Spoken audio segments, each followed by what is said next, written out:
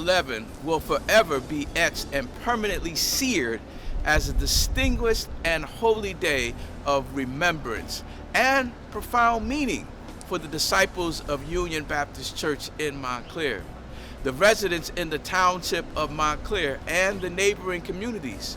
Sunday, September 11th, 1966, was the day a young 37-year-old global civil rights leader, the Reverend Dr. Martin Luther King Jr., visited Union Baptist Church, and he stood on this avenue.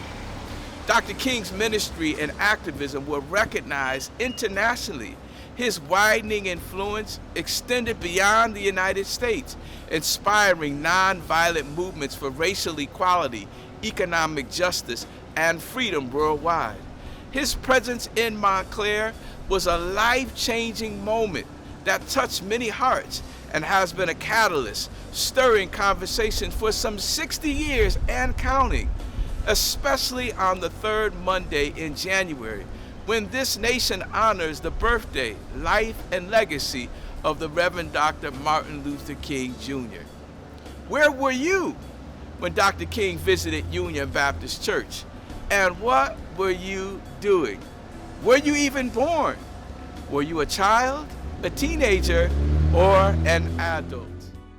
When I joined the police department in 1973, when it was time for them to have a national day for him, there were a lot of cops that were really against that, and I can remember having an argument with quite a few of them who, at the time you're working with them, you don't want to believe that they have some racist tendencies, but that's exactly what it was. I taught in Montclair. I would always ask my students, do you know that Martin Luther King Jr. came to Montclair, came to the high school and Union Baptist Church in 1966? 99% of them never knew it. So I would always show them the picture of my uncle, who was Dr. King's bodyguard. Show them the picture of him guarding Dr. King as he walked in and through the church. There are varying stories explaining the purpose of Dr. King's visit to Montclair and what he did in his visit. Some simply acknowledge, I just don't know.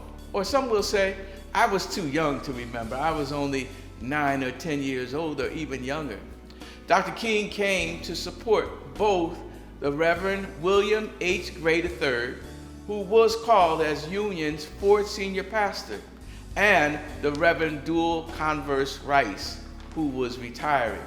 Before Dr. King's 1966 visit to Union Baptist Church, he had already been in New Jersey. He had a history. The Reverend Dr. Martin Luther King Jr.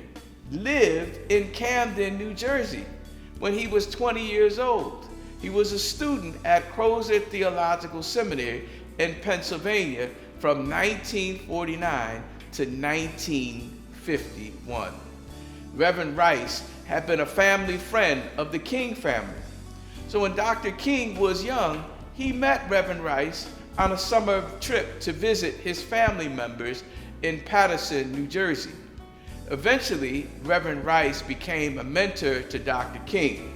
As pastor of Bright Hope Baptist Church in Philadelphia, Dr. Gray raised $1,500 for the Montgomery Improvement Association in 1956. While Dr. King was living in Camden, New Jersey as a student at nearby Crozer Theological Seminary, Reverend William Gray Jr. met Reverend Dr. Martin Luther King in 1949. The story is told, and it is well documented, that Reverend William Gray Jr. wrote his friend, Reverend Martin Luther King Sr., and this is what he said. He seems to be quite a fine young gentleman, and I am sure that you and Mrs. King must be proud of the record he is making for himself and for his family. Dr. King appeared often at Bright Hope Baptist Church in Philadelphia to raise money for the Montgomery Improvement Association. And when Reverend Gray Jr.'s daughter, Marion, was active in the sit-ins of 1960, Dr. King Jr. sent Reverend Gray a letter. And he said, "Congratulations on your courageous activity." And then he said this, "When I read it, my heart was throbbing with joy. You see, my friend, that is the old fighting spirit in you that is coming out anew." When Dr. King Jr. was arrested in the Atlanta sit-ins of 1960, Reverend Gray Jr. sent telegrams to Mayor William Hartsfield, the Atlanta Daily World, and Rich's department store protesting King's treatment. They were friends. And Dr. King Jr. came to Montclair to support both of them. When I arrived at church, there was no Sunday school. The adults had taken over the Sunday school area in preparation for Dr. King coming for the retirement of Reverend D.C. Rice the following Sunday. Time went on. That week passed very quickly. And then when the following Sunday at church service, there was all this rumbling and whatnot. Just before the offering, the door opened from the pastor's study, and you could see Dr. King walking across to the pulpit area. It is difficult to quantify the achievements of Dr. Martin Luther King. Most of us think of Dr. King and we believe that his entire life was devoted to the cause of civil rights. But actually, there were only 13 years that comprised Dr. King's leadership of the civil rights movement, from the time of the Montgomery bus boycott to the time he was assassinated in 1968. He was trying to dismantle racial apartheid in the United States.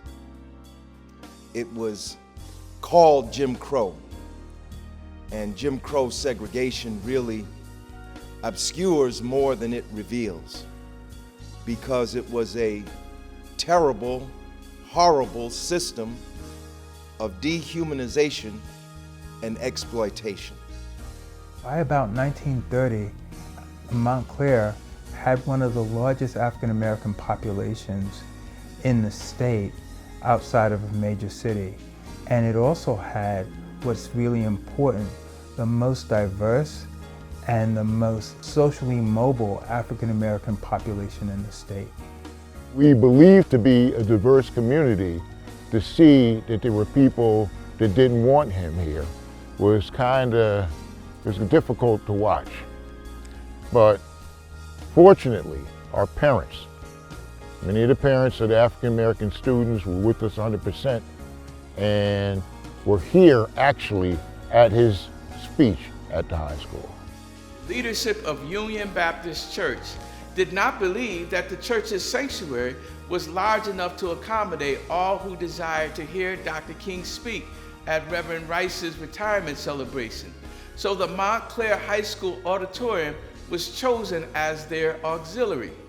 During the time of Dr. King's visit, the political environment across the country in the 1960s was raging with racial hatred, white terrorism, episodes of violence, physical assaults, and threats of death.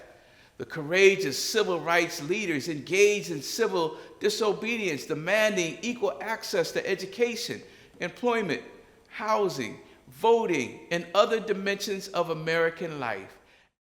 To have Dr. King come to Montclair and be in his presence, that was a real inspiration that somehow this civil rights leader could take the time out to come to Montclair and talk to us.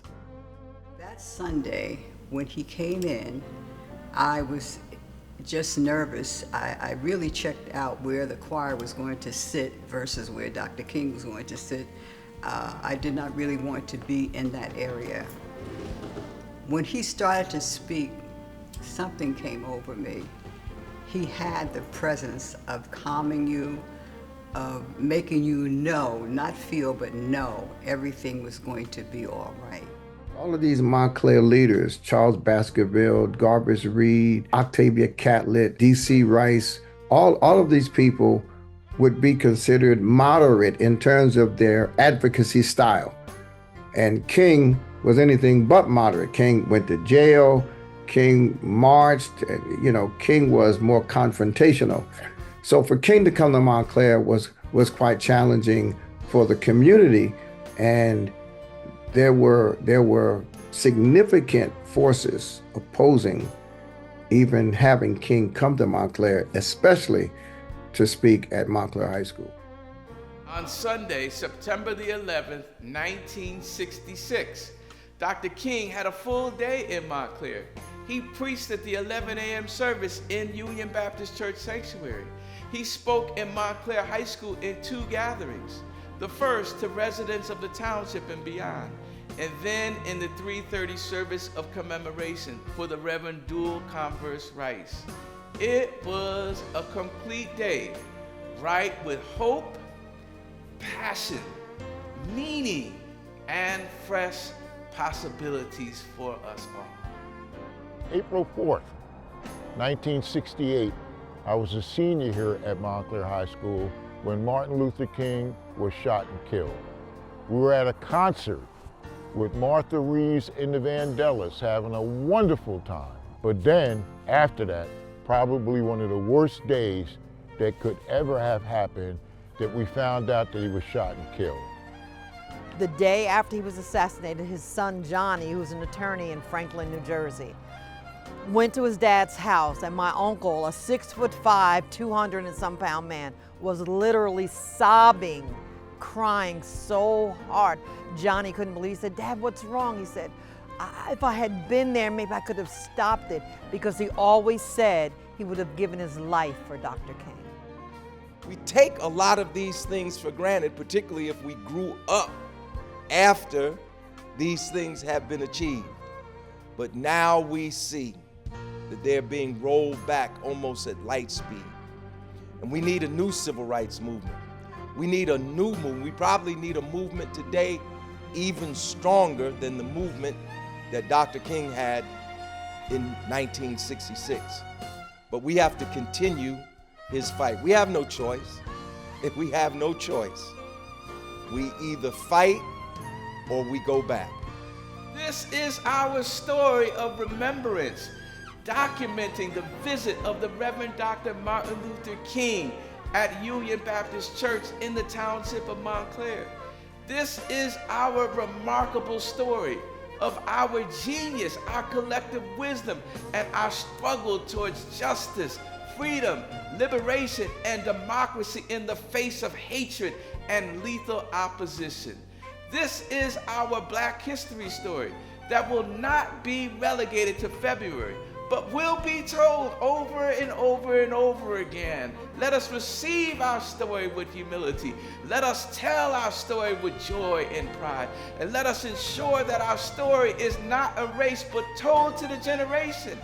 And let us add to this incredible story by living lives worthy of our calling. God of our weary years, God of our silent tears, thou who hast brought us thus far on the way, thou who hast by thy might led us into the light, keep us forever